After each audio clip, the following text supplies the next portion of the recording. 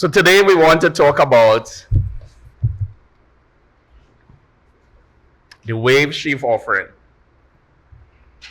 The wave sheaf offering, sometimes called the Korban Oma or the Tenufa, is found in Leviticus chapter 9, verses 9 to 16.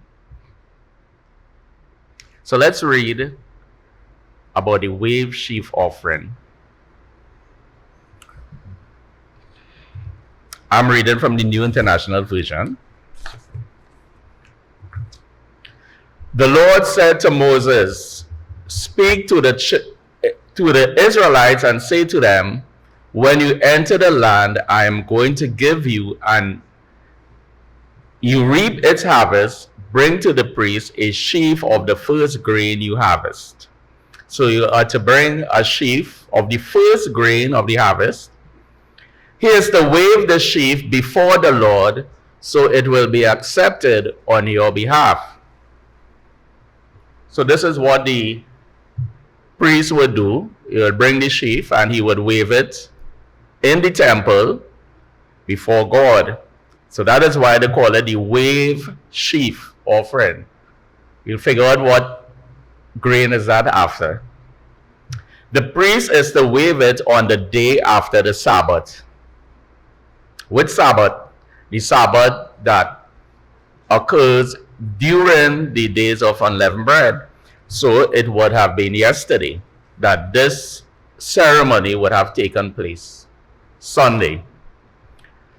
On the day you wave the sheaf, you must sacrifice as a burnt offering to the Lord a lamb, a year old without defect, together with its grain offering of 2/10 of an ephah of the finest flour mixed with olive oil, a food offering presented to the Lord, a pleasing aroma, and its drink offering of a quarter of a hin of wine. Remember that wine there. Continuing verse 14. You must not eat any bread or roasted or new grain until the very day you bring this offering to your God. So you can't eat anything from the harvest until this offering is done. This is to be a lasting ordinance for the generations to come, wherever you live. And verse 15 and 16 talks about the title there, the Festival of Weeks, is the title in my Bible. Verse 15, from the day after the Sabbath, yesterday, the day you brought the sheaf of the wave offering, this, count off 7 full weeks. Verse 16, count off 50 days up to the day after the 7th Sabbath, and then present an offering of new grain to the Lord. So that day is the feast of Pentecost, the first fruits, some also known as that. So what about this wave sheaf offering? So to understand the wave sheaf offering in the Israelites, the children of Israel, the agrarian society had 3 harvests, main harvesting periods. The first one was the barley harvest in the spring, and this lasted from Passover to Pentecost. It actually lasted 7 weeks. Same time from Passover to Pentecost. So the grain that was brought to be waved was a sheaf of barley for this wave sheaf offering. It wasn't wheat, it was barley. The second harvesting time occurs in the summer, and it lasts from Pentecost to a day called Tu B'Av. This year, that day is the 18th of August, 2024. And the final harvest that we all know, we refer to the fall festival, is the fall harvest. And in this harvest, they reap the grape, fruits, and olive. And it is from the Tu B'Av to the Day of Atonement, right? So the three harvesting periods: barley, wheat, grape, spring, summer, fall. So the offering that was offered yesterday, the waving of the sheaf, it seems insignificant, but that insignificant act has a lot of spiritual meaning within the plan of God. So today I just want to look at three. There are many more you could study, and you will hear later on today about the significance of the wave sheaf offering.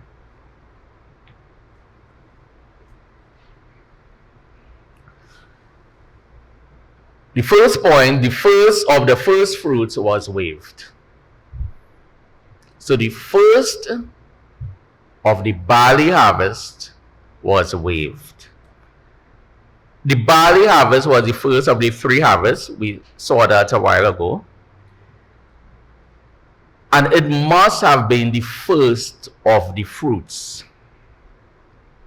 It was waved on behalf of the entire harvest.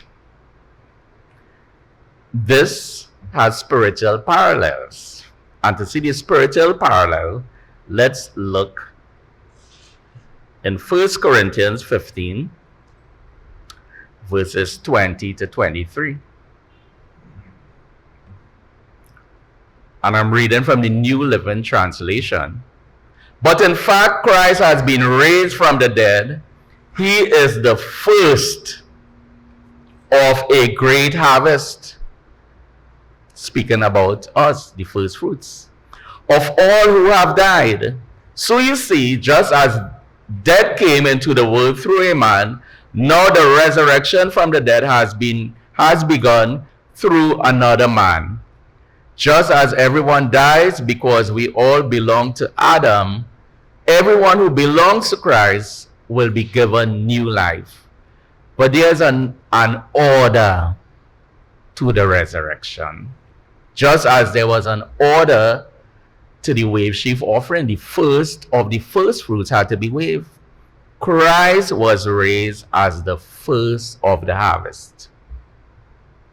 Then all who belong to Christ will be raised when he comes back. So the first of the first fruit represented Jesus Christ. He was the first of the first fruits. Let's also read the account in Romans 8:29, New Living Translation. For God knew his people in advance, and he chose them to become like his son, so that his son would be the firstborn among many brothers and sisters. So the first of the spiritual first fruits is Jesus Christ. He paved the way for all others, for all other first fruits that would be in the harvest of God.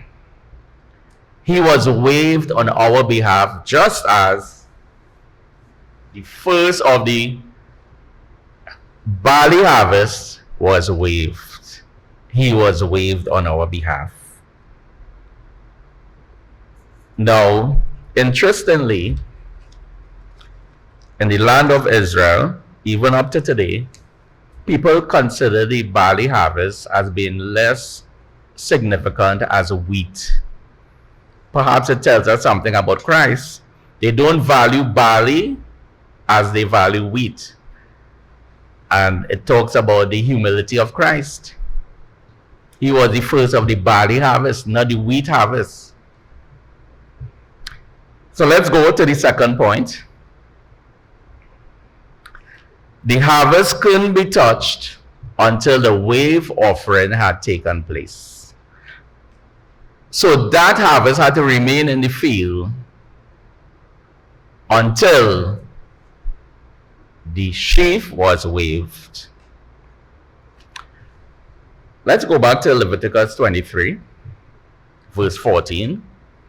You must not eat any bread or roasted or new grain until the very day you bring this offering to your God. So you couldn't eat anything from that crop at all until the wave sheaf offering had taken place. This is to be a lasting ordinance for the generations to come wherever you live. And let's look at the spiritual parallel. John chapter 20, verse 17. Jesus here speaking to Mary Magdalene when she went to the tomb on Sunday. He told her that he couldn't be touched. And let me read verse 17. Jesus said, "Do not hold on to me, for I have not yet ascended to the Father. Go instead to my brothers and tell them, I am ascending to my Father and your Father, to my God and your God." Now we know in the days following that he interacted with the disciples and they were able to touch him. But at that point, when she went early in the morning, she couldn't touch him. Now we know the time because the wave sheaf offering took place in the 3rd hour. And the 3rd hour is 9 a.m. in our time. So she went there around before 9 a.m.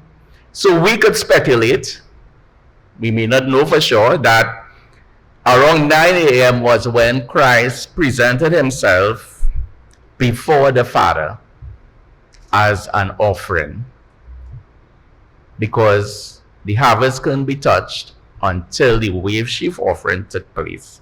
So just as the harvest couldn't be touched, Jesus Christ couldn't be touched either until this took place.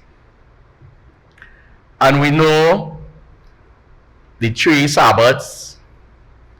We know from the 3 days and 3 nights that during the days of unleavened bread had 3 Sabbaths during the week that Jesus died. You may not be able to see it clearly. I'll try and give it to this one here. Might be able to see it a little better. So Jesus was resurrected on the Saturday, if we go by the 3 days and 3 nights, and he had to wait on the Sunday morning to present himself as a wave sheaf offering for all first fruits, for you sitting here, for all those around the world who are called by God now. So that was Sunday morning, and that is why the wave sheaf offering took place on the day after the Sabbath during the days of unleavened bread. Because God foreknew that that would be the day that Christ would ascend to him as a wave sheaf for all first fruits.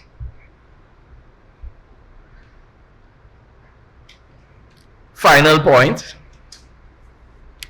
The wave sheaf offering began the count to the feast of the first fruits, or the feast of Pentecost. We see this in verses 15 and 16 of Leviticus 23. From the day after the Sabbath, the day you brought the sheaf of the wave offering, count off 7 full weeks. Count off 50 days up to the day after the 7th Sabbath, and then present an offering of new grain to the Lord. So the feast of Pentecost was dependent on the date of the wave sheaf offering. And this feast is important for all of us. It signifies the first fruits, those who will be in the first resurrection when Jesus Christ returns. Interestingly, on this day is the day that the 10 Commandments was given. Also on this day was the day that the Holy Spirit was poured out on the New Testament church. So we, the first fruits, celebrating that day for us was dependent on the wave sheaf offering, because that signaled the countdown to the day of Pentecost. So it tells us that the countdown is on for us, for you and I. So let's read John chapter 14, verses 1 to 4.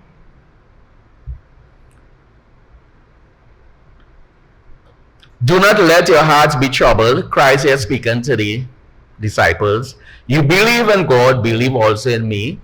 My Father's house has many rooms. If that were not so, would I have told you that I am going there to prepare a place for you? And if I go and prepare a place for you, I will come back and take you to be with me, that you also may be where I am. You know the way to the place where I am going. So the wave sheaf offering provides hope for us, because our wave sheaf has gone to prepare a way, the first of the first fruits. And that provides hope that we are not lost, that this life is worth it. So just as the physical wave sheaf provided hope that they will have a good harvest, the spiritual wave sheaf gives us hope that we will be in the harvest, the spiritual harvest. So as I close, let's just review these points about the wave sheaf offering. The first of the first fruits was waved. The harvest couldn't be touched until the wave offering had taken place, and we saw this spiritual parallel with that and Jesus Christ. It began the count to the feast of the first fruits, Pentecost. It gives us hope that Pentecost will come because the wave sheaf offering took place.